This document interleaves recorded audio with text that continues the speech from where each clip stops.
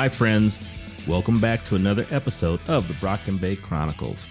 My name's Keith, back as always with my longtime friend and first-time worm reader, Andy.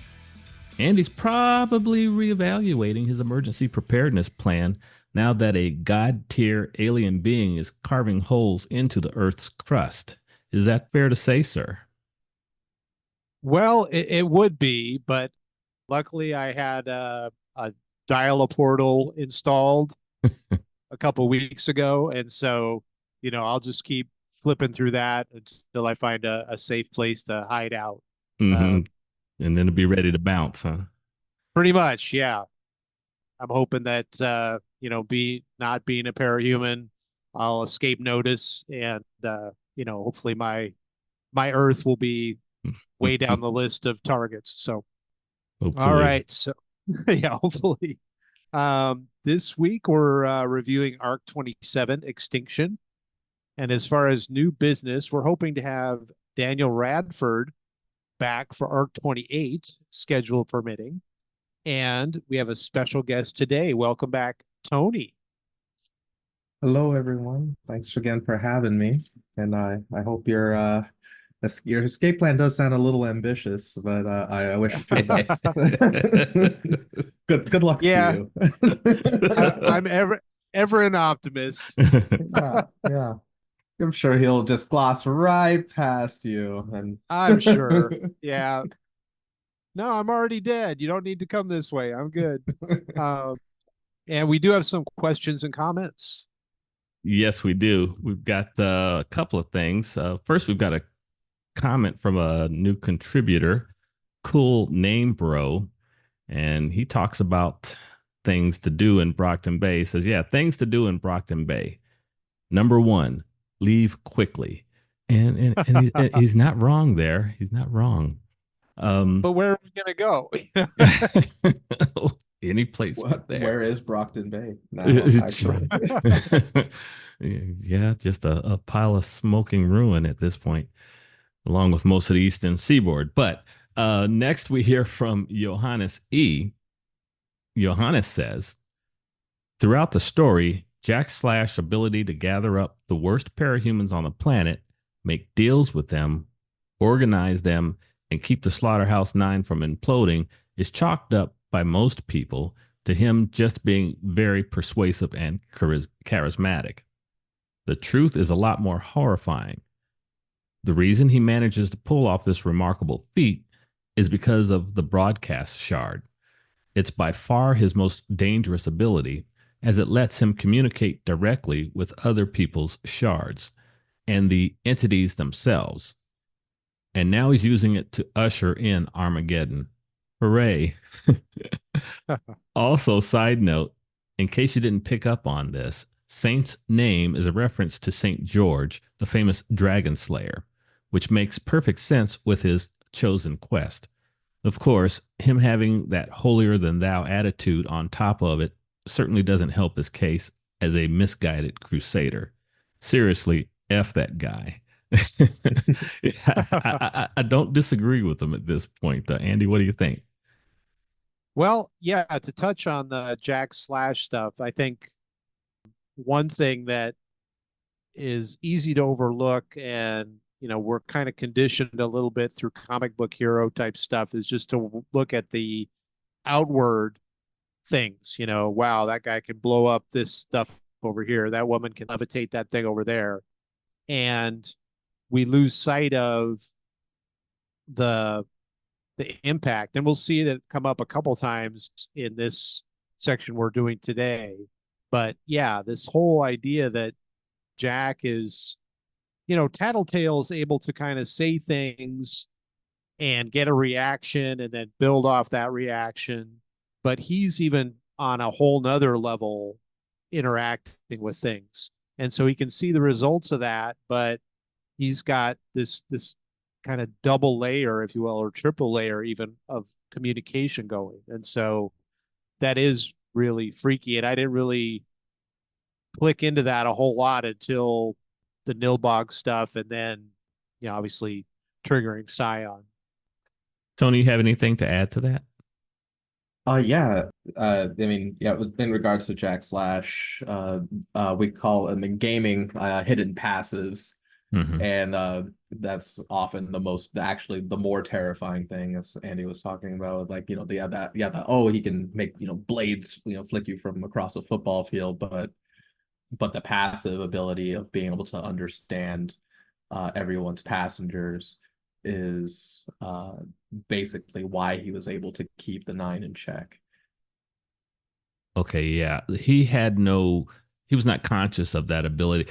I wonder if I'm trying to think back to the Slaughterhouse Nine interlude. Did he kind of surface level scrape on that a little bit, wondering at one point how he was able to manage that, keeping them Uh, together? Do you remember that? Am I misremembering that, Tony? I I don't remember it exactly, but I think he might have mused Mm, on like something about what his power was doing with like kind of knowing mm-hmm. when he's able to push like how far he can push people and things like that. But Okay. I don't remember anything specific or him actually knowing straight up why he it seems is seemingly untouchable against so many people with incredible powers. Yeah, no, I think musing is probably the correct way to state that. Yeah. Okay. Now let's move on to our next comment from Megafire7. Yeah, Taylor shooting Aster has been memed to hell and back, but it's Mhm. absolutely one of the more moral decisions she makes. The risk of her falling into Grey Boy's clutches is entirely too high, and offering her a quick death is the best option she had here. She had 2 years to prepare herself, to harden herself to make this decision, to kill hostages when the hostage taker is either Grey Boy or even the Nine in general. That is the right decision, I think, but it will destroy you to make it if you're not prepared for it. And hesitating would have been worse. But what really struck me and gives me the absolute shivers and gave me the absolute shivers the first time I read through Worm was the way the arc's titles show up in Zion's narration. Anyway, now that he's on the loose, how are they possibly going to stop him?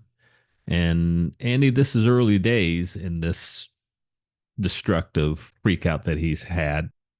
Do you want to try to get your mind wrapped around any possible solutions? Well, I don't think he is stoppable. So I think, it'll be a matter of him stopping himself for some reason.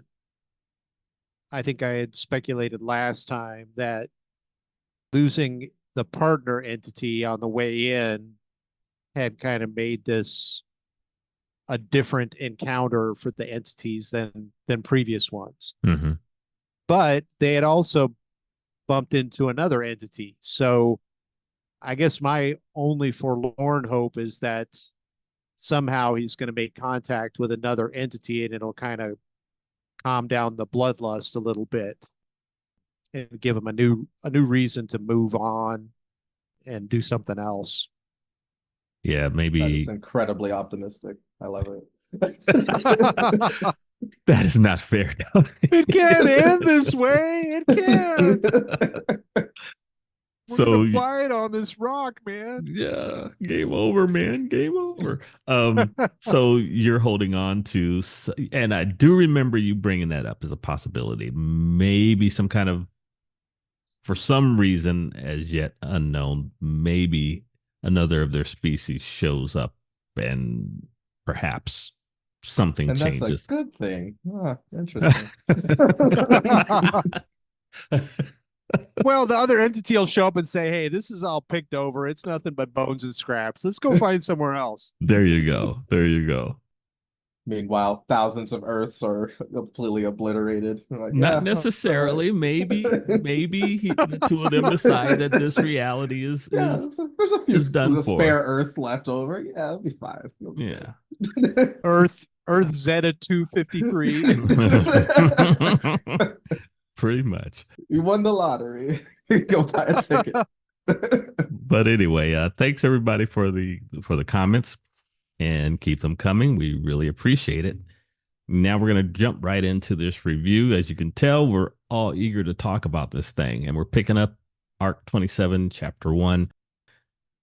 And the heroes are understandably devastated by the news. Scion has started his rampage. The one thing I don't suppose anybody really, well, we come to find out certain people knew was going to happen.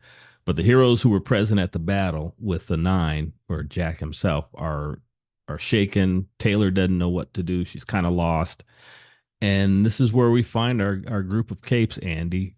Presume that you felt kind of the same way? It's really hard for me to describe how I felt.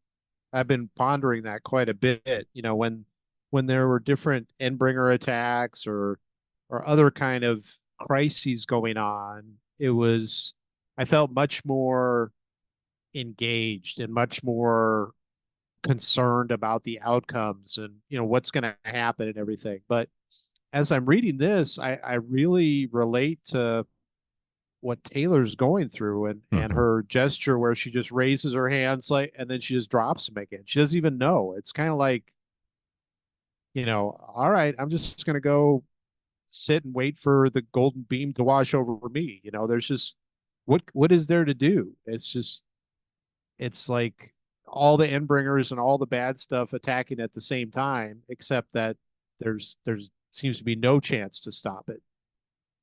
And yeah, it's utter emotional devastation. You're just kind of standing there. What was it? Chevalier is trying to gain information. He's on the phone. He's barking out orders, but there's nothing to be done. And she calls in the Dragonfly, and she and Rachel hop aboard and begin making their way back east. Tony, I thought, as I'm rereading this thing, Wildbow has been exquisite at painting word pictures for us throughout this thing, and the scene of utter devastation that he paints for us as the two of them travel back east is really, really convincing. Yeah, I agree. I don't have anything out of that. It's hard out here. Yeah. The thing that struck me was that, when you watch like a Star Wars movie and a planet blows up or whatever, it just is all done, and yes, it's horrible, but this is just like, all right, here's the equivalent of an earthquake there and a hurricane here, tornadoes there, and a volcano here, and it's just like they're flying along, and while they're hanging out in Brockton Bay, he does another flyby, and it's not even anywhere near them, but still a whole bunch of crap continues to fall. And it's just, I agree with you. Wildbow did a great job really portraying how it's this just utter collapse in kind of slow motion, as opposed to just the instant planet blow up that we're used to. Yeah, I like that a lot, because like it's like more like it's similar to like seeing like the result of like nuclear fallout, like how different it is from just your planet just kind of poofing out of existence, watching the slow death and decay, the place being uninhabitable. For some reason it feels worse than just watching it all go away. I don't know why, Andy. I think this kind of reminds me of, what was it, that Philip K. Dick novel that you turned me on to, Wolf and Iron, I think it was, where society collapsed and it was just this one guy and this wolf that he befriended. I don't know if you remember that one. I think you I think that was Gordon Dixon. Oh, okay. All right. But yeah, I think I know the one you're talking about. Yeah, and there was another movie like that. The Road. The Road, exactly. Would Beto Morganson. Yeah, there's one that's utterly hopeless. Holy crap. Yeah. I don't know if I can even recommend it. That one's so depressing. Right. But anyway, the two ladies, they get back to Brockton Bay, and once they get there, they do what the only thing she can do. They begin trying to help with rescue. They try to help people dig people from under rubble and other precarious situations. She does do a flyby and she sees that her dad's house is gone, or yeah, it's collapsed and there was nobody inside. Winslow High is gone. The library is gone. But when I read that Fugly Bob's was taken out, I'm like, nah, y'all got to kill this fool. He took out Fugly Bob's. How wrong is that? Justice for I had Fugly Bob. Exactly. Go ahead, Andy. Well, I had a similar reaction reading this part. It was kind of like it made me it put everything in perspective, I guess, a little bit. You know, at the one point here, you're looking at like just yeah, this is it. This is the end. And then you flash back to this, and I could picture Taylor going for her jog on the boardwalk and getting a coffee and having to struggle at high school and going to Fugly Bob's and it's all gone.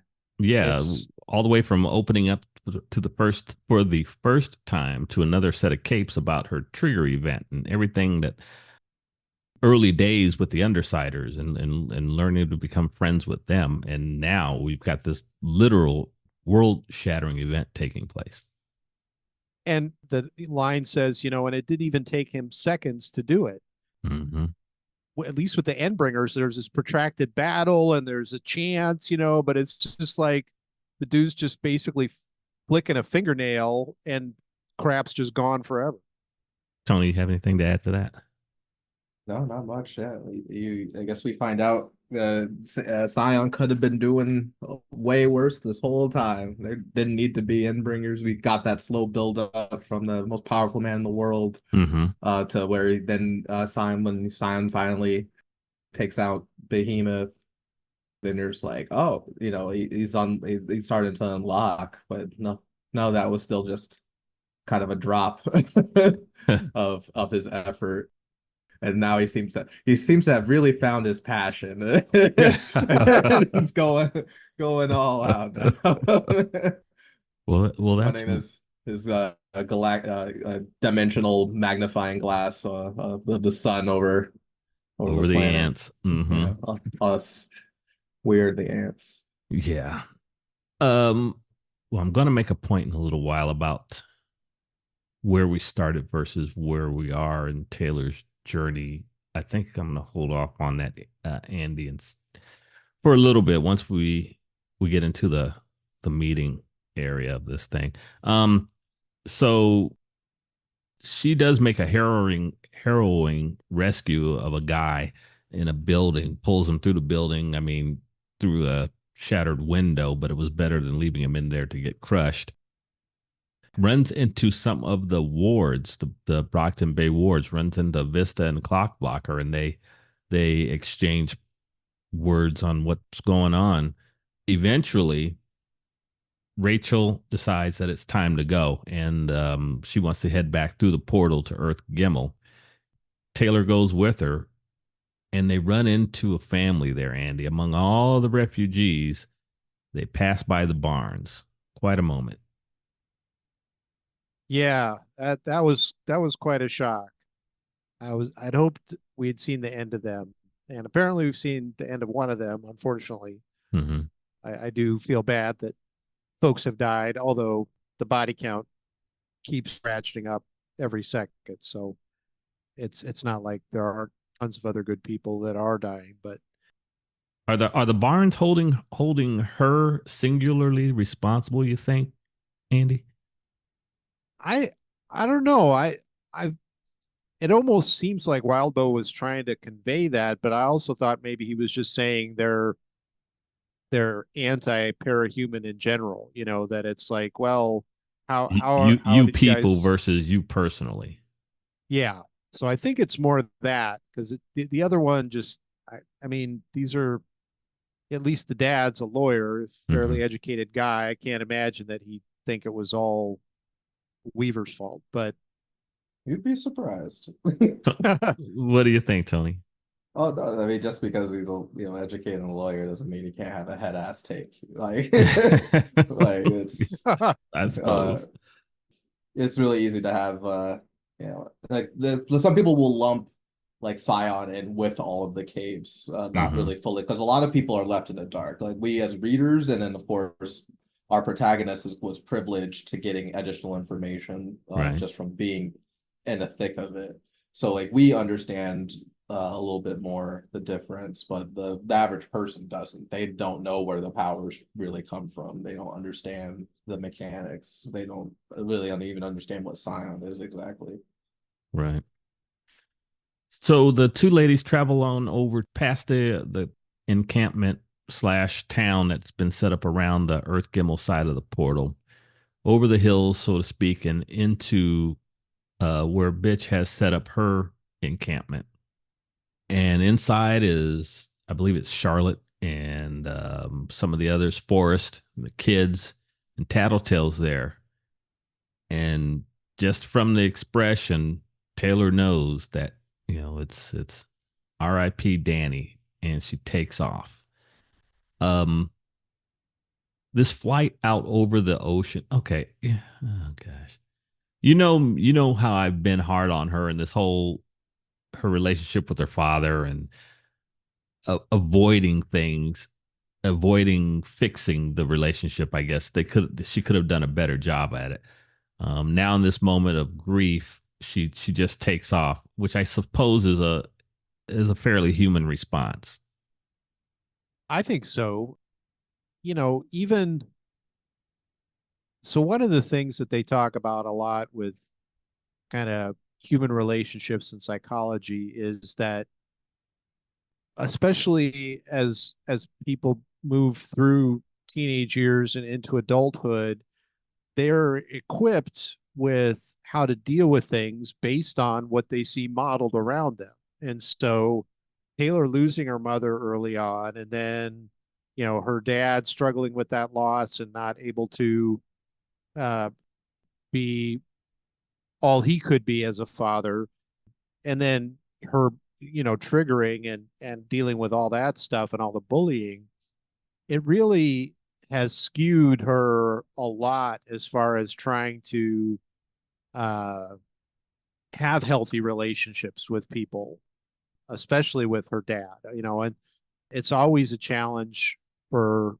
or I shouldn't say always, almost always a challenge for kids as they transition it toward adulthood to Mm-hmm. figure out where they're at and how, and to realize that, oh, wait, at first I thought my parents knew everything. Then I thought they were total idiots. Now I know that they're just human like me and are making mistakes and doing the best they can, Right. or at least I hope they're doing the best they can. And so, with all the stuff that Taylor's had on her plate and kind of the tough hand she's had dealt to her, it's not surprising to me how things have gone and how she's really not equipped to deal with this situation, especially in light of the global situation going on. Yeah. It might be different if her father passed away and there was something that was kind of on its own, but in the midst of this, it's just too much. All right. So she takes off. She starts flying out over the ocean. She's got a swarm of bugs around her, and she pushes the fuel gauge on her flight pack past the point of no return. But Tattletale is there with a portal, and it opens her up. I couldn't find that quote where she says, she wants to know if Taylor wants to. Yeah, here it is. A fluorescent glare cut through the darkness. My hair and my swarm stirred. I could feel the breeze from behind me. I didn't turn around. Your call, Tattletale said, her voice quiet. I'd like you to have my back, but I understand if.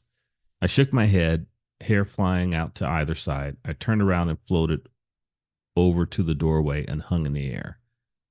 Later on in her thought processes, she says she would have fought, even if the flight pack had run out of fuel, she would have fought for her way back to the ground. She wasn't back to dry land. She wasn't ready to give in. Did you have any at this moment, Andy? Did you have any thoughts prior to Tattletale opening up the portal that she was really out to just say screw it all, I don't care if I live or die? Or did you think that would have been completely anti-Taylor?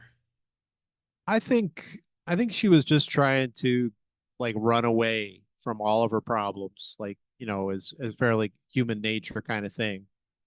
But I think if the flight pack had run out, she would have tried to gather enough bugs or done something to help her get back. Yeah. But I don't think she was ready. I don't think it was a suicide attempt or anything like that. Yeah, me neither. I was just trying to deal with it. And as you said so well a minute ago, Danny's death by itself would have been one thing. Maybe she's not equipped to handle, but she would have got through it. But the world ending on top of it is just one more thing. Yeah. We're moving on into chapter 2, and there's a meeting at Cauldron. And Tony, this has all the remaining powers that be. They're kind of gathering around in a star chamber, and they're getting ready to map out what their next steps are going to be.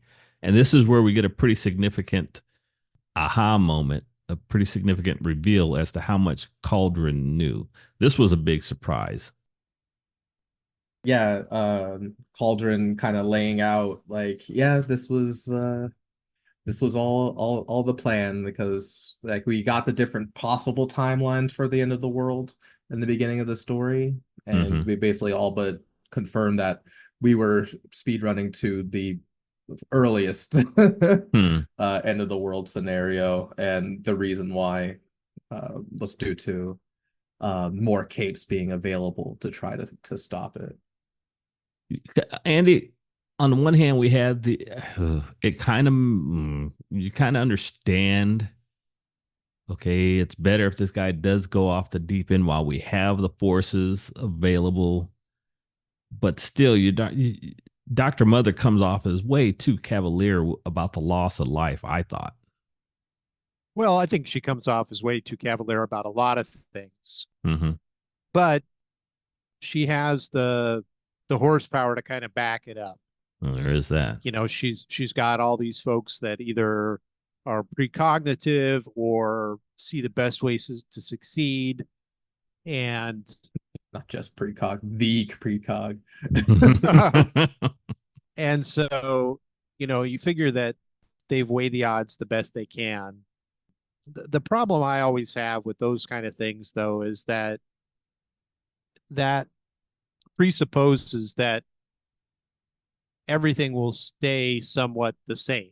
The rate of parahumans being triggered will continue to go on the trajectory it's on. The so-called critical mass type events will keep occurring. That the endbringers that seem to be getting worse will continue to get worse. But it rarely seems to factor in things like, well, what if the ultimate tinker is triggered and they figure something out? Or it rules out all the edge cases. Probabilities are just that. They're the most likely thing to happen. But the whole curve is there. There's still things out there on 3 to 4 standard deviations from the means that could happen. You can't necessarily gamble on that. But on the other hand, I don't feel like you can just say, well, I'm just going to trigger the avalanche now and get it over with, because I don't know how much worse it'll be later, or I think it'll be worse later.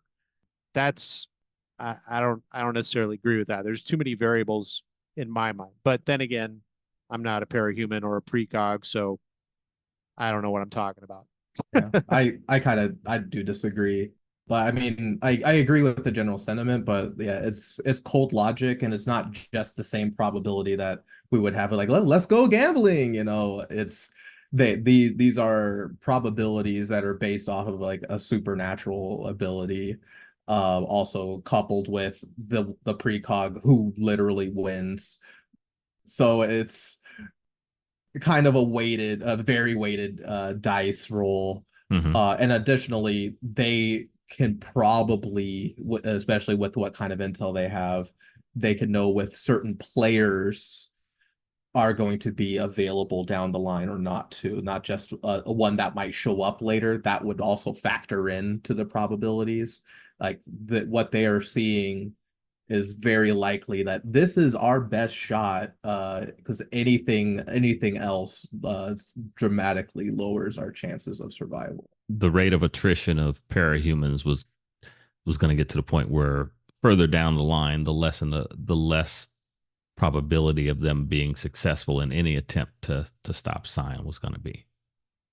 Because if they stated the idea that like, oh, Jack Slash is responsible for 3 years from now, but they didn't say who was responsible 30-year plan or the 90-year plan.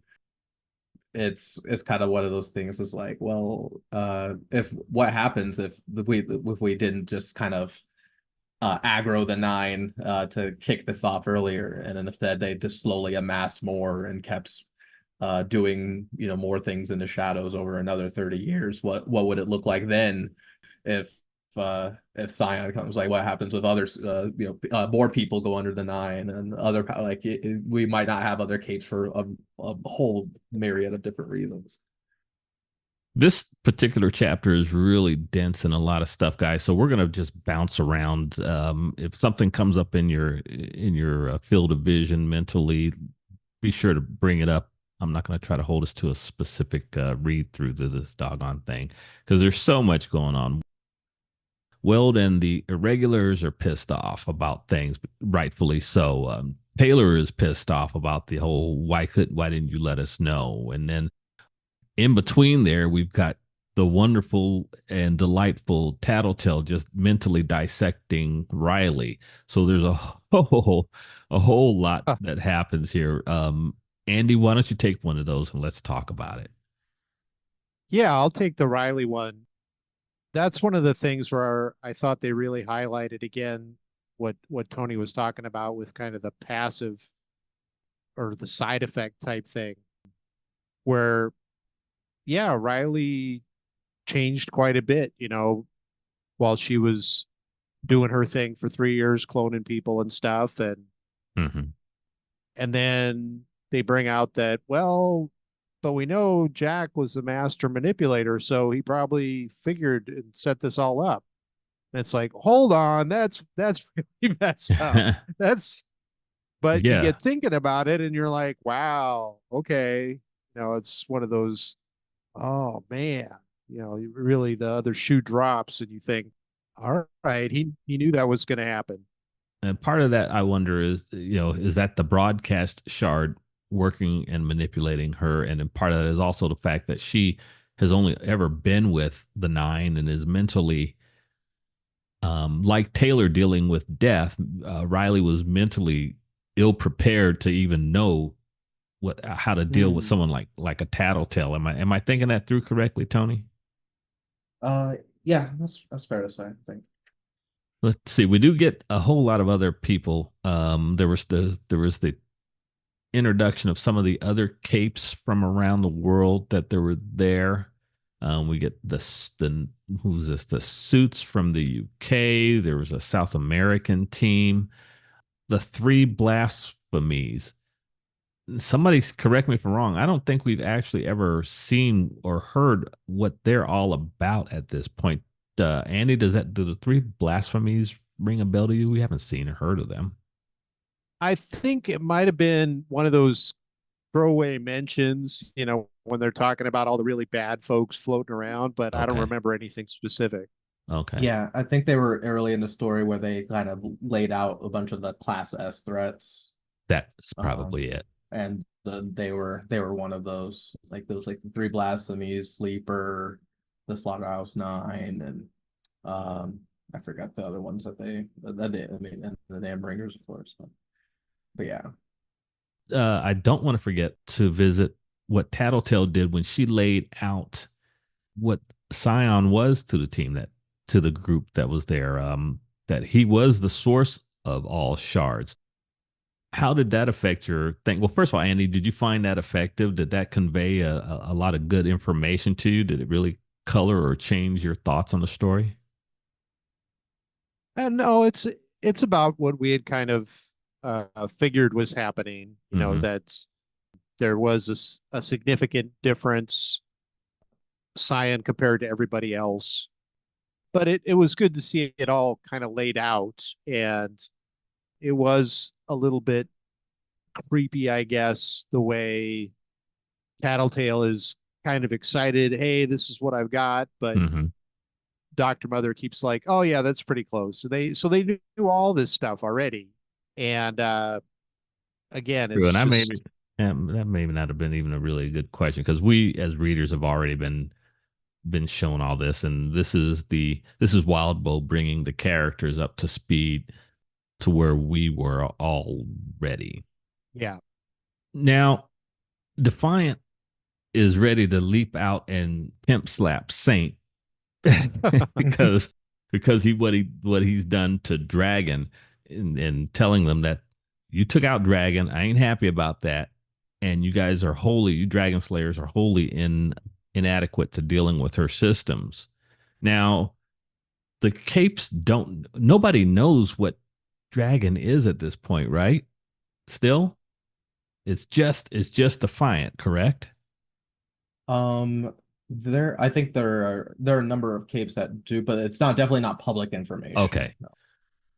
Okay, because I'm Like trying I to think read even that. I think Taylor even knows at this point because I'm not sure if Tattletale already figured it out earlier. I don't remember. Do you But remember, wouldn't surprise Andy? me if Taylor knows because she's been with them for so long.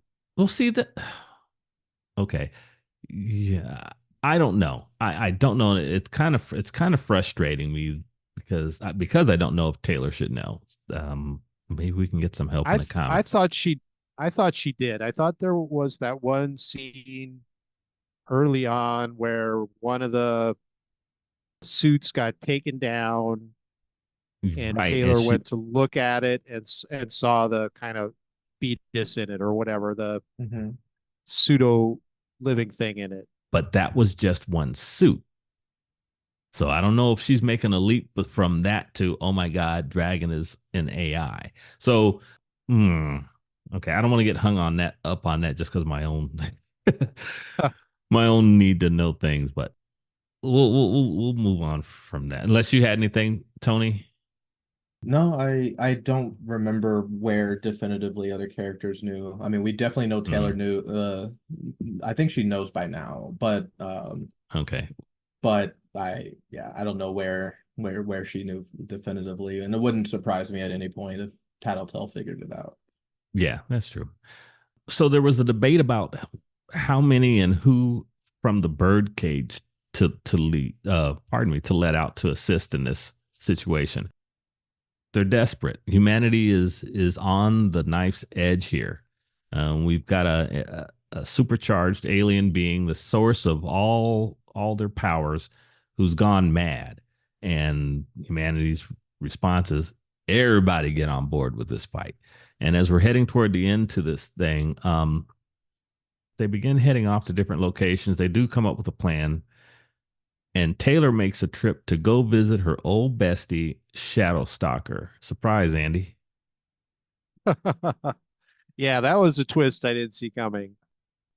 Yeah, I still have trouble wrapping my head around that one. I mean, Shadowstalker was a decent ward and definitely a messed up person, so it makes sense to, turn over every rock and see if there's anything, but it's kind of like I guess, she's just trying Taylor's just trying to, I don't know, deal with stuff, but I didn't really get it.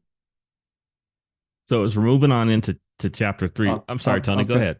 Go no, ahead. I was just gonna add to this. I think this is like another beat where there's a lot of like callbacks to like the beginning with like Mm, meeting like old faces, running into Emma and then going and meet Sophia. In a way, Sophia was kind of one of the marbles in this Rube Goldberg machine that made Taylor. With Hmm. Sophia being a big part of Emma changing, and then Emma bullying Taylor, causing her to trigger. And I think even Number Man touched on like kind of like, oh yeah, like these are all the things that you did that like led to right. all of these things, and like acting like you're not a part of the situation that we're in. Granted, there are a number of ways that these things could have shaken out, but the Number Man basically laid it all out for why they're all here right now and why they decided to go that route. And so meeting Sophia, mask off, and then Mm-hmm. addressing her as Shadow Stalker, and she's like, oh, as I said to Sophia, and then like Sophia saying, hello Taylor, Mm-hmm. knowing Yeah. now knowing each other's identities. Yeah. The last time we saw Sophia was when she was in juvie, and she was losing her mind when Weaver was coming out unmasked at her introduction with Chevalier and so forth, and she was screaming incoherently as the prison guards were trying to control her. She was like, no. Yo, Andy, before we do move on, the number man laying down, I want to go back to what Tony had touched on briefly, where the number man laid out the chain of events in Brockton Bay. He was making another comparison about why things were as they were. Did you have any thoughts on that? I wanted to give you a chance to touch on that particular thing. Arms Master arrest Lung, and then what's her face goes nuts, and then that moves up Coil's time frame and the Undersiders and so forth. Did you have anything to add on that one? If not, we'll just go ahead and. I guess my thought while I was reading it was a little bit that, hindsight is 2020. There's always causal links that you can draw, and it doesn't mean that it's an invalid path through the maze of events, but it's only one path. Mm-hmm. It doesn't talk at all about what Cauldron, for instance, was doing during this time. They had a whole bunch of stuff going on, and it definitely played a role. I mean, heck, earlier in the chapter, it mentions that Number Man was the accountant for Coil. So what was their domino? What was their push in the whole thing? So I think it's a useful illustration, but it's just one perspective on it. Okay. Yeah. There's a lot of factors. Yeah, and I think that's part of it too. They wanted Coil because I think the numbers were good with Coil, but then when things were about getting shaky with the Undersiders rebelling against Coil, it didn't look like, I'm sure they checked the numbers and it said like, oh, the numbers aren't worse. And so they're like, oh, let it rock, let's see what happens. So I think if you're a numbers guy, I think as long as the numbers still continue to look good, you probably just let things go as they are, because they want to, like, the status quo. Like, I think he even mentions this, the status quo was chaotic. Mm-hmm. So like they want to keep the number and trying to preserve the good number. They have to let the chaos run. At least my take on it. Okay. Fascinating. Yeah, I think that's a good point. Like they talk about the stock market. People freak out about, when Corporation X drops 8% in one day. And it's like, well, this isn't a 1-day deal. I didn't buy this stock to hold it for a day. I mean, there are people that try to do that, and generally things are too chaotic to predict. So it's always a long range thing. It's just hard if you're that one company, or in this case, that one person like Coil, where it's like you were the person that was driving the number, but now you're not anymore. So too bad for you. Oh, well, too bad, so sad. Let's jump back into chapter 3 here. The entire chapter, or most of the chapter, I should say, is covered with the two of them talking, and where Taylor is ultimately does come to this offer of amnesty to Sophia, but in the interim, she's trying to flesh her out. She's trying to, I guess, get a feel for how she is mentally, and that's where Sophia is like, I made you kind of thing, and you're copying me, and really, not dealing with her own stuff. And all the while, Taylor is getting messages on her phone, like this one. It says here, Japan hit, very little left, most evacuated, 22 million estimated dead, Total estimated toll 500 million. So while she's having this one-on-one tete-a-tete with Shadowstalker Andy, the world is burning. Yeah, and the numbers are like unimaginable. They touch on, like in the previous chapter, they were touching on the different folks that were being let out of the bird cage, and that, oh, this person might have thousands or even tens of thousands on their kill list. And you think, oh my gosh, Mhm. that's so, and now you're looking at multiple orders of magnitude larger than that. And it's really hard to wrap your head around. I mean, 500 million people, that's a good chunk of everybody. That's almost 10% of the global population. So it's kind of mind numbing. And Andy or Tony, as far as the story goes, Wildbow gives us a moment to breathe here, I guess you could say, coming off the announcement of the devastation, and now, past the meeting at Cauldron, and now this moment with these two. Is this him really just kind of letting things settle before things ramp back up and the real battle begins? You find this effective?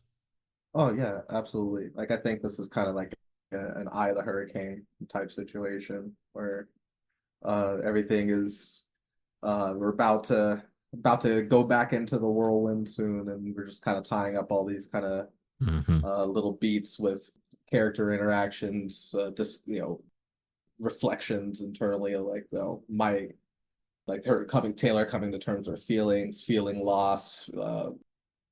Nothing's looking good, but we have a chance of maybe our last hurrah here if we all band together. So yeah, I think this is definitely a good way to handle what's to come toward the end of the arc. So she offers the amnesty to Sophia. She doesn't come out and say it, but yeah, Sophia realizes that Taylor's got the best of her, and if she could accept Taylor's terms, play nice, and leave, or sit in a cell, rot, and hope that a golden beam doesn't come through and wipe out the facility she's in, Andy. And so, you take the better of the two offerings. Yeah, this was interesting. It definitely seemed like Sophia and Taylor kind of points it out that she's scared. Yes. And Sophia really objects to that, but she's basically saying, I kind of stole her lines when I was talking about my dial a portal and just go hide somewhere and hope I don't get found. That's kind of what Sophia was implying she wanted to do. And so, but eventually she realizes that I think her best chance of being able to find a place to go hide would be getting out. Yeah. And so she goes for the deal. I think that was her only out, because there was no guarantee that Scion wasn't going to find this world and start slaughtering people there. So she does accept the deal. Taylor calls for a couple of portals, and they end up back. I believe they're back on Earthbat. They're on top of a mountaintop with the rest of the heroes prior to the opening of the portals to the birdcage. There's just so much going on here. And Tony, that's what happens. They do finally open up the birdcage, and they begin pulling out some of the VIP villains, if you will. Marquis, the hardest hitters in the game. Marquis and Galvanate and some of these other folks. Anyone in particular we want to let Andy pay attention to? Galactic Wanya. Yes. AKA the Fairy Queen, whichever you prefer. Because that can be hard to say her name. Yeah, no, I you keep telling me that that's the correct pronunciation, and I'm like, I can't get that one figured out. Wenya to me. Yeah, So. Galactic Wanya. I think a glash tick. Glash tick. That's the Gaelic, right? I think you said it is. Yeah. Okay. All right. Well, folks, that's why we bring him on, because he's our resident worm expert. He's got all I'm not even an the details. expert. I'm just, I don't know. I don't know what I am. But Well, I just found that name really interesting. So I'm like, I want to learn how to pronounce it. And then I had to learn it twice because the way that Wildbow had it on his site was apparently wrong. And so an actual Irish person was like, this is terrible. Like the pronunciation, it should be something like this. And it was like, okay, yeah. And then Wildbow just recanonized, like, okay, yeah, sure. Nice. Nice. Andy, we do get a moment with I'm sorry, were you gonna anybody else? I had nothing. Go ahead. Okay. Andy, we do get that moment where Panacea comes out after Marquis goes over and gets slapped by Photon Mom. Panacea comes out of the birdcage and Brandish goes over and hugs her. Another kind of a closing of a loop. Yeah, there was a little bit of that going on, and again, kind of the rogues gallery of the different histories around the different folks and possibilities that they might bring to the table. Yeah, the Black Kaze, I hope I'm pronouncing that right. She was the one that, might have tens of thousands of body count to her name. And, you think, wow, that's a lot, but then not so much compared to 500 million. But yeah, they're pump those numbers up. Yeah, I didn't. And it was after Leviathan hit Kyushu, and she was there wiping out survivors and relief ships and stuff. And that was just kind of scary. Yeah. You wonder what all the motivation was behind that. But you think after seeing that kind of devastation, it could definitely crack somebody, and who knows how they're going to react. So we do get some other names. We get Teacher is let go, String Theory, and what was the other? The rat faced tinker. Lab rat. Yeah. And they were there, which later on we find out was good. Let's see here. Yeah, for better or worse. I guess it was good to have him. String Theory finds a way to move Scion, and Lab Rat has a device that makes some interesting changes. So let's move on into chapter 4. This is after those who aren't going to be involved in the upcoming fight are dismissed, if you will. They head out through various portals. Andy, Taylor has a chat with the Fairy Queen. Were you able to gather anything new from that conversation? That was a tough conversation. It's challenging for me to try to decipher what's coming across. I think the basic idea was that, yes, Scion he has all the attributes, all the shards, but he's not complete. And that perhaps combining the individual shard in different folks in the correct order, correct balance, whatever, might be enough to somehow turn the tables. So, it seems like she's trying to get across that, well, there's the high priest, and there's this aspect, and this shard has this point to it, and we'll try to get the right things together and give people the insight that they can. I thought it was interesting that she pointed out that basically Cauldron and Dr. Mother was just a prop. It wasn't really part of the whole thing. And I'm glad Taylor's like, go ahead, go finish your thought. Go ahead. Sorry. Well, I was just going to say, Taylor's kind of like, what? They're the ones behind all of this stuff.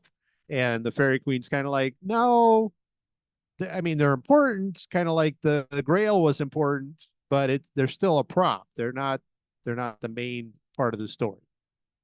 Tony, without giving away anything, do you think the word prop was a good choice, given what we come to know later? Yes, absolutely. Yeah, Andy, I want you to hold on to that. there's a lot there. And the nicknames she gives people are always really interesting. Mm-hmm. I don't recall. She did call Taylor. Remember what she called Taylor?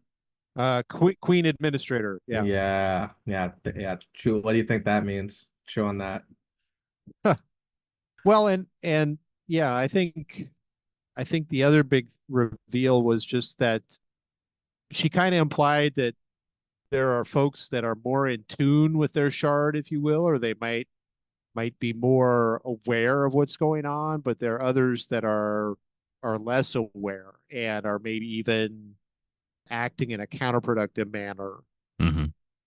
But then she also made it seem like that, at least Taylor was given the impression that if they lost, the Fairy Queen wouldn't be that upset about it and might even kind of welcome, hey, we'll get to go do it again sometime. And it was kind of like, wait, hold on. Why are we all like strapping on and getting ready to throw down? And you're just like, I'm okay if we lose.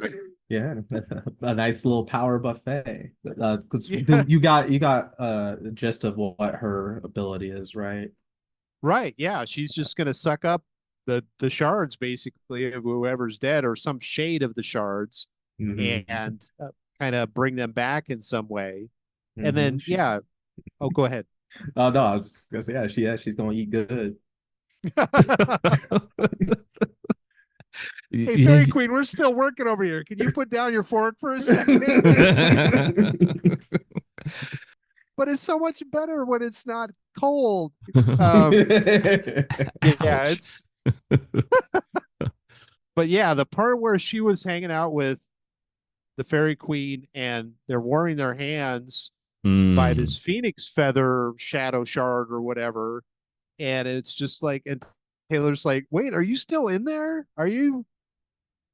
Do you know that you're like subsumed in this other thing? Are you okay with that?" And then she's thinking, man, I hope you don't really know what's going on, because I wouldn't be okay with that. Yeah, nah. Miss Taylor would be the one person who wouldn't really want to be held by the Fairy Queen if she was cognizant of what was going on. Right.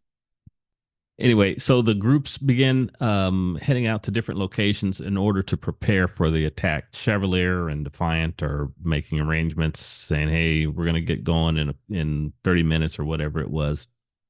Taylor goes to, I forget which headquarters it was, to gather up some of her old supplies. Or was that the last chapter? It might have been the last chapter.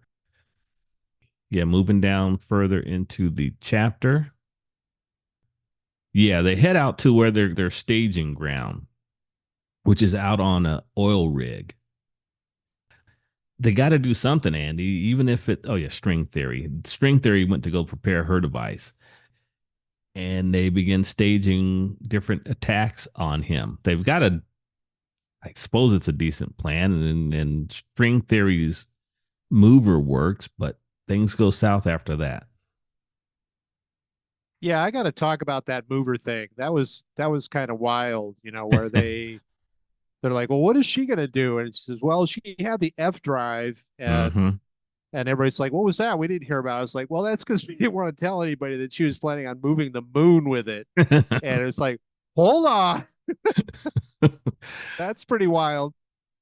But then, yeah, so she's going to ramp it up and try to make it even stronger to hit Scion with it. So, but yeah, they've got these different groups that they're sending out in different portals.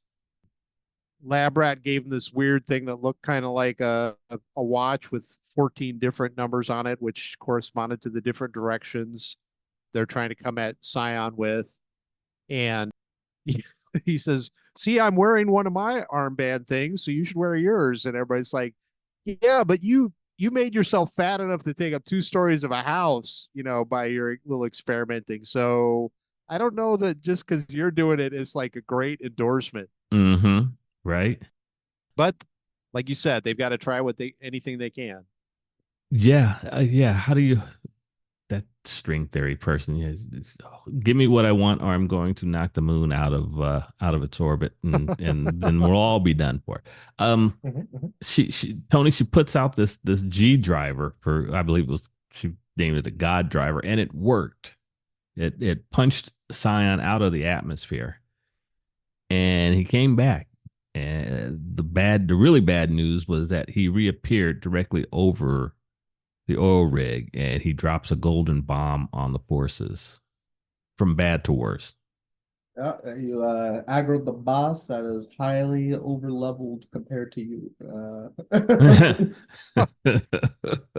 So Well, and the other thing is that he really kind of took out one of the things that they were planning on, which was that they'd be able to kind of hide from him a little bit, and then he just shows up. Yeah. So, oops. yeah, that's an oopsie oopsie doodle. Moving on into chapter 5 as we're going through here, he drops this gold bomb on them. It destroys the oil rig, leaves only 2 of the legs standing. God knows how many capes are immediately wiped out. Taylor jumps off the side, Andy, but she's hit by this thing and begins to disintegrate. This is not laying face down in a puddle of water with your back broken. This is, her body's, decomposing on her way toward the ground or toward the water. Yeah, I just got to touch on one thing before that happened. Yeah, and that sure. was that Lab Rat was trying to throw something off the platform, Mm-hmm. and apparently Yes. did not have even the meager arm strength to get it near the edge. But Taylor uses her bugs to push it into the water, and he seems very happy He's an about that. angel. Yeah. Yeah. So I don't know what's going to happen with that or how it. Yes, you need to keep that little thought, because and I read that, I didn't really think too much of it, but that was really important. So yeah, good catch. And I wish you all the happiness of what you find out later. Okay. Oh, so Thank this you. is something that I've Yeah. missed. Oh, okay. Well, as with so much other stuff, I'm picking up on this the second time through. So I'll be looking out for this to try to figure out what I missed the first time.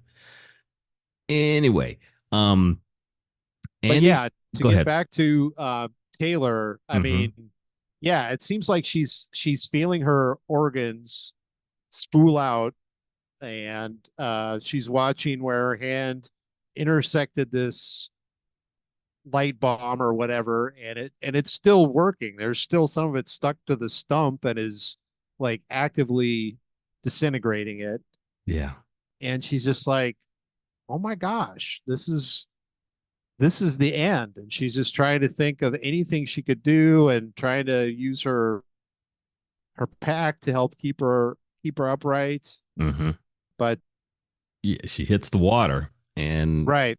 she uses her bugs as she's, feeling this pain and feeling her body disintegrate. She manages to stay conscious long enough to get her bugs to reposition that item from Lab Rat, and it pierces her skin in her neck. And this is where Wildbow goes full Kafka on us, Andy, and turns Taylor into literally some kind of, bug, crustacean, cockroach. I don't know. Yeah, based on the description, I couldn't get exactly what it was. It seems like it's some kind of beetle, I'm guessing, because it seems like it's got at least one pincer on the end of the regenerated stump. Mm-hmm. But I don't know why I thought crab, but yeah, maybe it's beetle.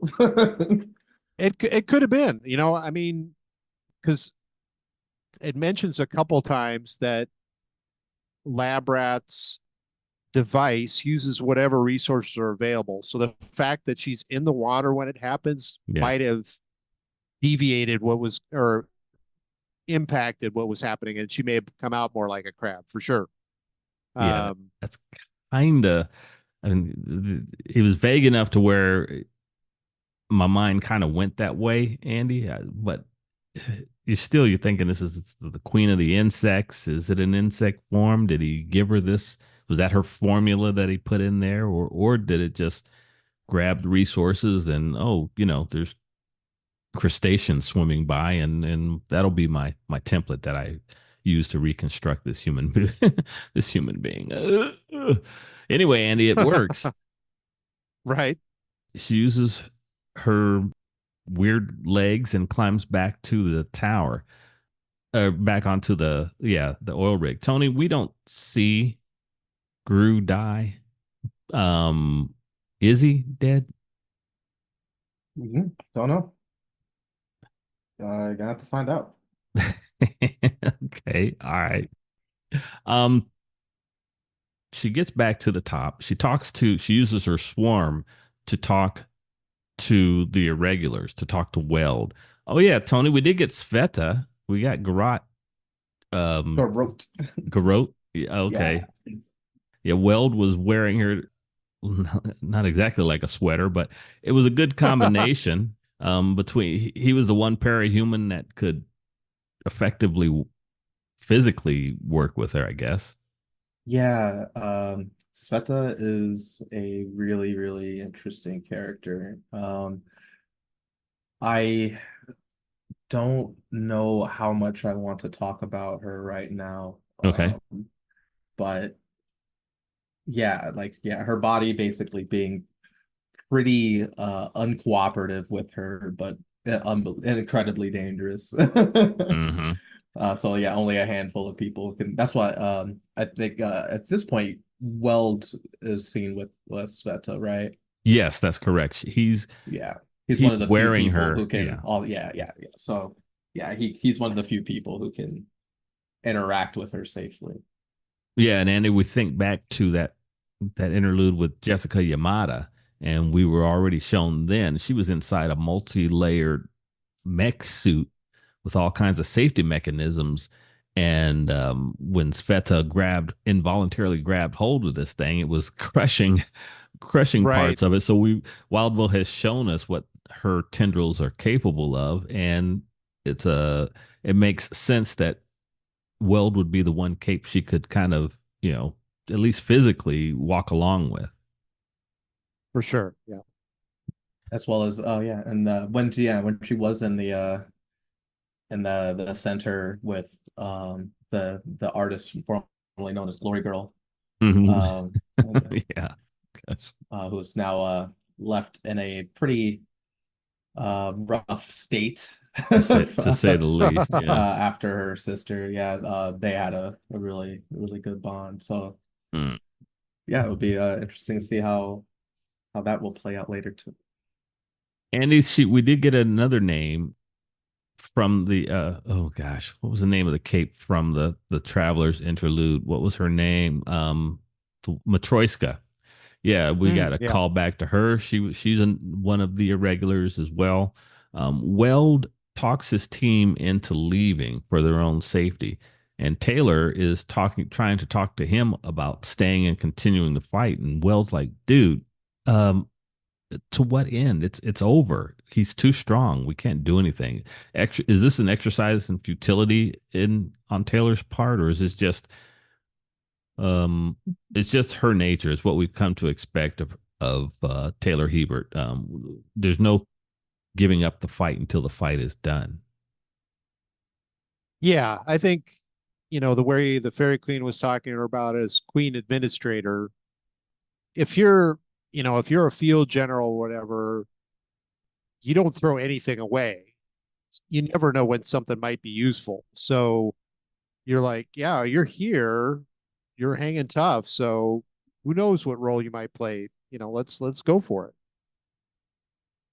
Weld does explain his feelings in the situation. He's like, look, I'm no hero. I vehemently disagree with that. I think the world of Weld. I think he's a good guy and he's a fine cape. We can't beat Scion, but for all these other people, I'm imagining his irregulars, he promised revenge. And Taylor's like, dude, now's not the time for this. Andy or Tony, kind of I agree with Taylor. Why we're trying to deal here. Going out for revenge is not going to help. Listen, What? no, Taylor is like, no, you're right. But I see both perspectives. Their lives are permanently altered and ruined, right? Mhm. They got probably, I could see some of them really not caring that the worlds are ending. Yeah. They want to get theirs. And sometimes people love to see the world burn, right? Like that's revenge is the classic tale of dishes and Mhm. served. You gotta get some, Yeah. I respect it. I love haters. They're like my favorite characters. Like I love that petty revenge is Mhm. one of my favorite types of story beats. So yeah, no, I respect the hatred. Well, I guess he was pretty serious about it. Anyway, Andy, she uses her swarms, creates some swarm clones, uses them as distractions along with Idolin and Glastic Winye, and they seem to kind of yield some results. Let's see here. How does she end up back in the water? I forget exactly, but she ends up back in the water. Her body begins to decompose again. The lab rat's device is wearing off, Andy, and again, she's dying. We figure she's done for. Glastic Winye is flying above her, waiting for her to die so she can collect That's her never a good shard. sign. Yeah, Dinner that's like time. That was that's like the just not buzzard cool. circling in a Hmm. western. I mean, that's not good. Looks tasty. Yeah, nah, Tony, that was some low rent stuff. I mean, I'm sorry. Okay, yeah, you're the fairy queen and you collect the shards of the dead and stuff, but this is our Work protagonist smarter, here. not harder, baby. Oh man. Um, so she blacks out. As she's blacking out, a portal appears next to her, and the water around her is being sucked into the portal, and Taylor, what's left of her body, is heading in that direction, Andy. And so we're going to, oh yeah, let me just read this last section here. After the portal appears, a glance to my right showed a portal, a door. The water was flowing into it in vast quantities, and I was being pulled along. He's gone. He's nowhere close, I thought. We won't recover from this, I thought. We won't pull together with this kind of strength again. We lost. I blacked out. Really sad way to end this chapter. Yeah, yeah. But to Tony's point, the one line but right above that, Mm-hmm. she says, "I saw the look of disappointment on the fairy queen's face." I just get this picture of her with a napkin around her neck, and she's kind of spread it out. Then she's like, "Oh." Literally. Literally. Yeah, because Come on. Just die. Poking her in the stick. that's true because right above that, she's coming to terms with the fact that she's thinking she's going to die, and the fairy queen's going to collect her, and it says, at least I'll still be able to contribute, I thought. Yeah, this is when, yeah, Classic Winnie is waiting for her to just kind of roll over and kick the bucket. So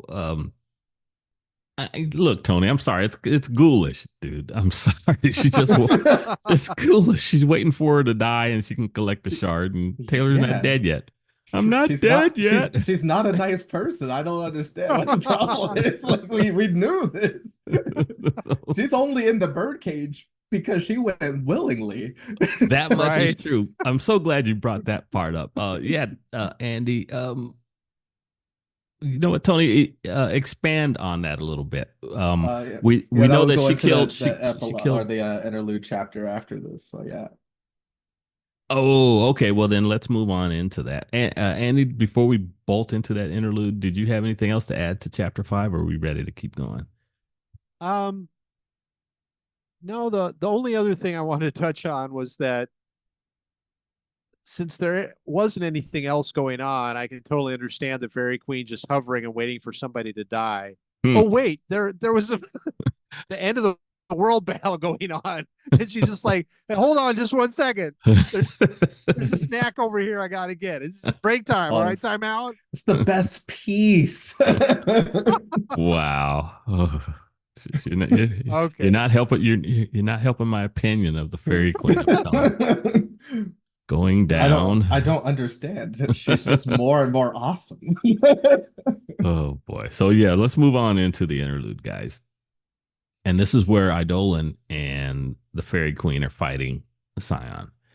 And it starts off with Glassicwinye saying, "He returns." Glassicwinye spoke in her chorus of voices. Were there less voices in there than there had been? She was dripping wet, having just ascended from beneath the water surface. Why was she beneath the water surface? She was chasing after the Queen Administrator shard. That's why. That's right.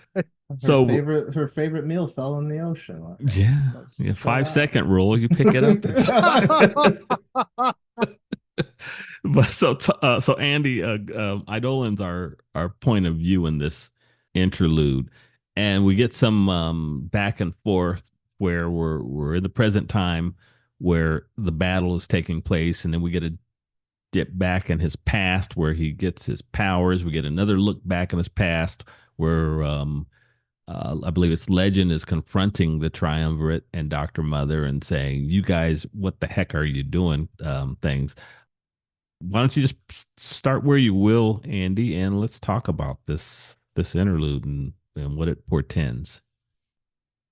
Well, so Fairy Queen starts off by addressing him as High Priest. Yes. And so that immediately makes him wonder kind of, all right, where's that coming from? But he's trying to work with her, but he doesn't really trust her. So, and rightfully so. That's weird. What is there not to trust? She's so unbelievably honest. Go ahead, Andy. Yeah, it might have been the fact that she was kind of, dabbing a napkin at the corner of her mouth while she said that. What can I do to assist you? But so yeah, he's got the problem of trying to figure out what grouping of things is going to help him, and he's got so many spell slots, if you will, and they're full, but he's got to stay airborne, so he's kind of stuck with that. And she's like, "Well, no, I'll catch you." And I will catch you. but one of her hands is conspicuously behind her back. Would you do a trust fall with plastic one yet? No.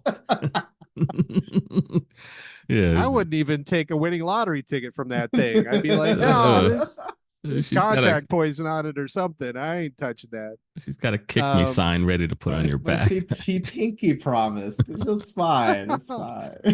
Go ahead, Andy.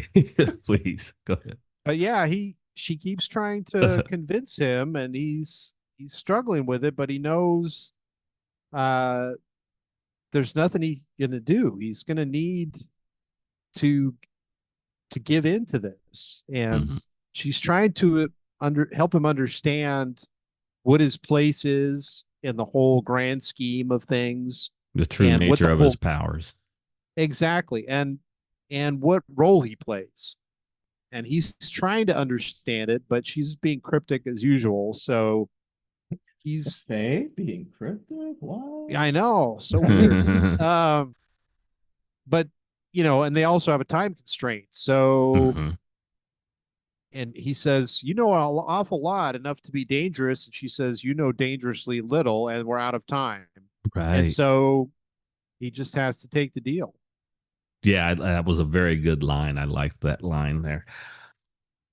Tony, the kind of nonlinear storytelling here, I found that a little confusing for me. I mean, kind of the back and forth, even throughout this whole story, there were times where someone who is like a cursory reader like myself, I'm missing a whole bunch of stuff, and this one didn't really help me at first. Did you have any trouble with it early on? Did you have to do several read throughs to pick up what was happening? If you can recall back. Yeah, I don't recall. Like, I mean, there's definitely things I missed for sure. One of the things that really stood out from looking back at the interlude chapter again was the conversation with Eidolon and Dr. Mother Mm-hmm. and Contessa just kind of be sitting there menacingly, and how much of an impact that had on Eidolon, because he wants to be the most powerful person in the room, and his power was telling him, nah, you just can't. And then he's like, I want to get a power so I can feel better. And as he's trying to get rid of that power, his power is still telling him, no, you just are still going to lose. And it wasn't even, and like his power was showing him something really interesting, because it was showing that even her breath showed danger. And I think Right. there was something really interesting there that will tie into something later. So I just wanted to point that out because I thought that was like a crazy, crazy foreshadowing. Yeah, he's really going through it. This is a pretty good dig down into this character. From the start of the story, obviously the triumvirate were Taylor was visualizing them from afar. Then she gets to interact with them a little more. Then she becomes a member of the protectorate, and I guess you could say she's probably having semi-regular contact with them. And now we see this guy, his journey.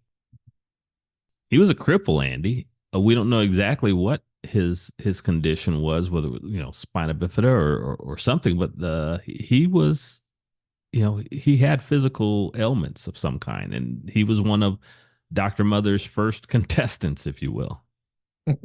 And I mean, he definitely won.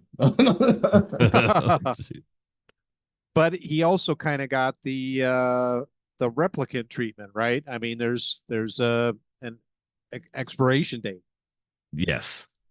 and he's got these things where the booster shots aren't doing as well as they could anymore, and his pushers starting to say, "No, I can't give you any more," and he's really struggling with that, understandably. Yeah, and this is really cool too, because it brings up like that kind of fatal flaw in his character, because isn't he kind of hypocritical, like where he's like, oh, like, give me the booster, I need the power so I can save and help these people. And you just kind of think back to where he like almost let like a bunch of teammates die in the Echidna fight, and like how like kind of selfishly he acted just to test his power and things like that. Yeah, having that kind of that thrown out, and honestly, that makes the silence but Dr. Mother like kind of stand out more. Like I feel like you could almost sense like almost want to call him a hypocrite, but just like said like, yeah, sure, but it gave him a different counterpoint, because ultimately Contessa could just win the conversation at any point. Right. I was going to point that out. Yes. In this particular flashback, Andy, Dr. Mother is trying to console him while she's giving him reasons why not to give the boosters anymore. And she gets called away and is like, look, he knows that Contessa, as Tony said, Contessa could say pretty words and leave him, feeling good about himself because she sees the path to victory, whether it's physical or with words in and of itself. Yeah, and that was another great example, I thought, of how it's a tangential thing. It's not, oh, fire lasers and blow the thing up or whatever. Right. It's win an argument, but Eidolon knows enough that later on he'd be like, oh, she wasn't right. She just beat me in the argument. She was just trying to make me feel better. Dang it. And then the other thing that's there is the custodian. So yes, yeah, when he gets mad, he's just like, dang it. He starts flinging stuff around and it just stops. I think of the old table flip meme, and then just like the person who puts the table back is just a little custodian like, oh. Yeah. Yeah, you're there yelling at the ceiling after you flip the table, and then you look down and it's back where it was. You're like, wait, that was totally ineffectual.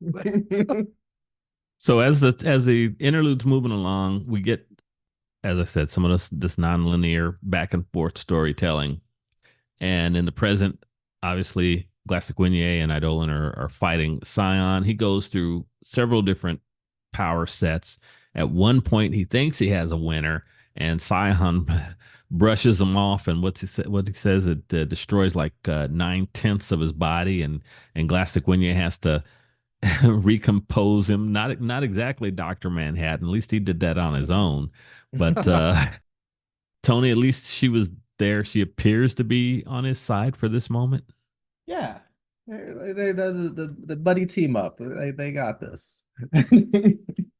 She probably was just adding some spices and some other stuff so he'd be a tastier shard later. Well, absolutely. Those things aren't mutually exclusive. Right. Like help him realize what his potential is so that it's all the more delicious. You're literally fattening up the turkey here. Exactly. Andy, this whole time, she is trying to help him see what his power truly is, what his ability truly is. And eventually, he kind of makes a leap of faith. He lets go of all of his powers. And then correct me if I'm wrong, Tony, but Andy, he seizes on a mental power and begins to allow him to see the various shards of the living. Glastic-Winier had said they were counterparts, not exactly mirror image or something like that, where she collects the shards of the dead, and he's collecting the shards of the living, and he begins reaching out to them, and it refills the well. Yeah, this was pretty wild, and it's really, I had a hard time trying to understand what was happening. I don't know, Tony, if you can give some insight to it, but I really had trouble understanding this part for some reason. Oh no, yeah, it was tricky. I don't know if my take is accurate, but I imagined it as him basically just absorbing people's living shards, like in real time. So where Glastic-Winier or Glastic-Gonya doesn't needs them to be deceased, he as a high priest is able to just take all the shards. And so by accessing other people's shards, that refilled his energy reserves, I guess, if I'm thinking along the correct lines. Yeah, I'm not sure, because there's also I have word memories, so I don't want to accidentally say certain things, because you do get more insight into the shards. So I'm like, I don't want to use things that haven't fully been explained yet. But yeah, then you could say that their power well of sorts gets replenished by using, because all the shards kind of have their own wells that they tap from. And so he's able to replenish his own well this way. And then Andy, immediately after that, Eidolon commences to pimp slapping Scion around various dimensions. Yeah, that was kind of phenomenal. But it makes sense in the way that Tony kind of described it, and refining my thinking on what's written here, that if Scion has all the shards, but it's just like he has access to all of them, but just like a little bit of the power, then as the high priest role, Eidolon has access to all of them, but on a more immediate or more powerful way. It's just that he's trying to learn how to use them. Mm-hmm. But yeah, he starts to hold his own and like you said, slap Scion around. Yeah, initially it was that matter elimination power, and then from there, Scion starts to run, and he and Glastic-Winier begin following him across dimensions. And I refer back to this constantly. We started this story the first time Taylor was out in costume, and she was on top of a building being hunted by a dragon, if you will. And now we've gone from Brockton Bay to India to multiverse traveling, dimension hopping. Quite the jump, quite the escalation in where the battlefield is taking place. Yeah, and this is one of those things that I always like in stories where it's kind of like Karate Kid or whatever, where somebody starts off, at the lowest rung, and then they get a little better, and you think, oh, okay, this is a cool spot, but then they grasp a little higher, and things keep kind of going up that ladder, if you will. And now we're, like you said, the two strongest beings or three strongest beings are battling each other across the multiverse.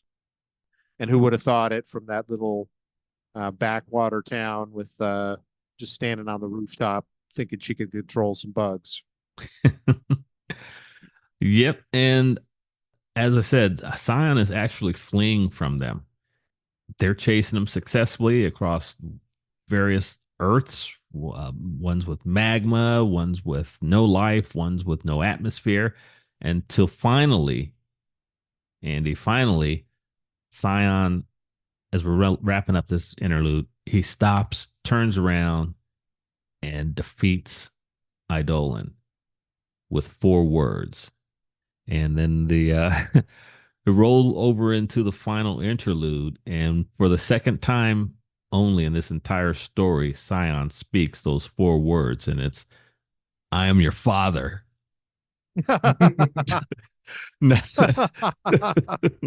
Not really. You got your chocolate in my peanut butter. Yeah.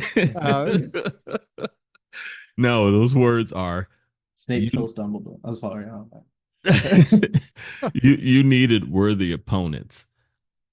Andy, I want to give you free reign. Can you discern what that might have meant? Do you have any ideas? There is a meaning, but let's get this chapter drove everybody crazy. Yeah, so don't feel bad, bro. Don't feel bad. See, where are you at this moment? Well, I think back to that interlude where it kind of was the beginning of the entity's journey, and how they, were eating each other and fighting each other. And it was kind of almost like a big gladiatorial thing. And one of the ideas of that, obviously was an entertainment thing at the time, but it was also to try to create the best warriors. And so it's almost like Scion was saying that in order to get to where Eidolon needed to be, he needed to have those worthy opponents to be able to feel like he was pushed to his limits and reaching his potentials. So that's what I got out of it. Interesting. Do you want to know how accurate you are? Sure. Not quite. I think it's more sinister. Oh, okay. So I don't do you There's I don't know if we should explain it now or I wait till want the to end. ask. I feel like it should be the end, but yeah, yeah. I don't even want to. There's a question that I could ask. I honestly hate doing this to you, Andy. I really do. I know it's getting old. No, that's all right. Whew. Yeah. Yeah. Let's err on the side of caution here. Yeah, we'll wait till Dave was it Daniel or David? Daniel. Daniel. Yeah, maybe when we're all together on that, he can also chime in his thoughts. I'm sure he's also eagerly, No doubt. waiting to talk about this chapter because No doubt. this one was a scorcher. A lot of Mhm. people very upset who are reading for update to update. Mhm. Other people who are like what is this be like? People were speculating all the time, and I think it wasn't really until near the end that people, I think, kind of all kind of gravitated to understanding the real meaning. Okay. Percentage wise, then Tony, how close to reality is Andy? 60, 70%? I mean, it's hard to say because like there's definitely not accurate, but it's not it's missing it's a barbed 4 words, not it's not one that makes them think like, oh, you're just here because you want Okay. to be stronger. There's a deeper implication. Okay. All right. Yeah. Stop. Yeah. Yeah. That light bulb, one of the words you just said kind of kicked on a light bulb for me. Andy, you are going to get there before I did. Always, I don't know if you guys have seen any clips of Always Sunny in Philadelphia. No. Okay, well, if for anyone who who's watching, it's because of the implication. It's one of the famous scenes in that show. It's absolutely horrible, but it's hilarious. Okay.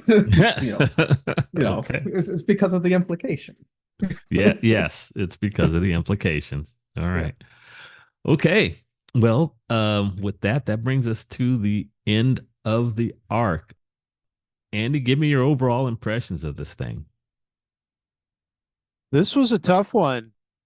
I mean, it didn't have kind of the macabre horror of like the bone saw stuff or some of that kind of thing that was just really kind of gut wrenching, but it had this hopelessness to it, that wow, everything is so bad, but some people knew that it was coming and this was the best option. Yeah.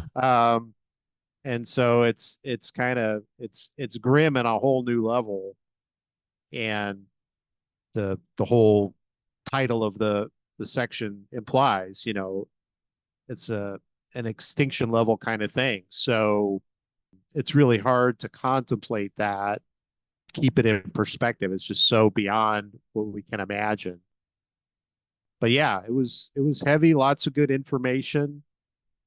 They packed off a lot into a short time here. Yeah. Yeah, it pretty much felt like most of the times I played video games where the end boss is just unbeatable and I just end up trying over and over again and never win. So from that aspect on a microscopic scale, I could kind of relate to it. But Tony, you want to chime in? You want to add anything to that? Give your thoughts on this one or a comment on Andy's thoughts? I mean, I will only say that as someone who does play games that have a reputation for being very difficult, there are not very many games that have truly unbeatable bosses. You just have to grit. and sometimes it takes hours, sometimes days, sometimes weeks. But almost every boss in history has even games that were literally thought to be unbeatable, like Tetris, were beaten just recently, like a few months ago. Someone actually got on the kill screen of Tetris, played through the whole kill screen, and played the game all the way to where the NES literally couldn't process the game anymore, and the game freezes. Wow. Okay. So something's got to happen, and somebody's got to have some Tetris master level skills to deal with the situation with Scion. We need some crazy kid, maybe 16, 17 years old, who has the grit to really stare down a god and not blink. I mean, that's what the Tetris player was like 15, 16 years old. Yeah, I'm not to say that it's our 17-year-old, but who knows? Who could be? All right. Well, stay tuned. Okay. And now it's time for Andy to announce his choice for key character of the arc, whether hero or villain, cape or civilian. Andy will identify the characters that stood out to him, whether it's for good or ill. Andy, who's your selection and why? This was an interesting one. I mean, there were so many characters in this one. There were kind of the obvious choices, which I tend to go away from, but I think this time I'm going to choose Lab Rat. He was kind of an unknown, just tossed in with the folks coming out of the bird cage, but his little matchbox thing not only helped Taylor, but once she told Weld about it, they slapped a couple on some of the other wounded folks, and they were getting transformed, at least temporarily. So, and then there's that enigmatic thing that he tried to throw off the rig that the bugs helped get into the water. So we've still got that to play out. But yeah, I think Lab Rat played an integral role in this, and he's my key character. Yeah, good choice, actually. I can see that because without his device, Taylor is a smear on the ocean. I mean, right? She's a Scooby snack for the Fairy Queen. Yeah. Yeah. Tony, you want to comment on that selection? Yeah, that's fantastic. And yeah, picking up on Lab Rat is something that I know I didn't pay as much attention to that I should have. And yeah, no, that's a great answer. And he was basically clutch for our protagonists. So yeah, cool deal. All right, folks. Lab Rat is Andy's choice for key character of the arc.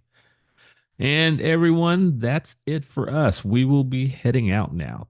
Tony, thank you, son, as always, for coming, and look forward to getting you back here again. Yeah, thanks. Anytime. I look forward to it, especially as we get to the end. Well, there's going to be a whole lot going on, and I'm going to need your help trying to spool this all out to my buddy Andy here. So, all right, everyone, thanks for listening. Please come back as we dive into Arc 28. There may be a little bit of a lag between this one and 28, depending on our scheduling. We're hoping we can get Daniel Radford to join us for that one as well. Please join us if you can. And until next time, take care. Yeah, thanks everybody for joining us. Really enjoying doing the podcast still. Hope you're enjoying listening. And just as a last plug, I recently reread a book called Dinner at Deviant's Palace by Tim Powers. And it has some interesting parallels to this. So it made me realize that some of the stuff I'm coming up with is not original. It's stuff that I had read in this book many years ago. So if you're looking for an interesting read, it's pretty quick. Dinner at Deviant's Palace by Tim Powers. And we'll talk to you next time.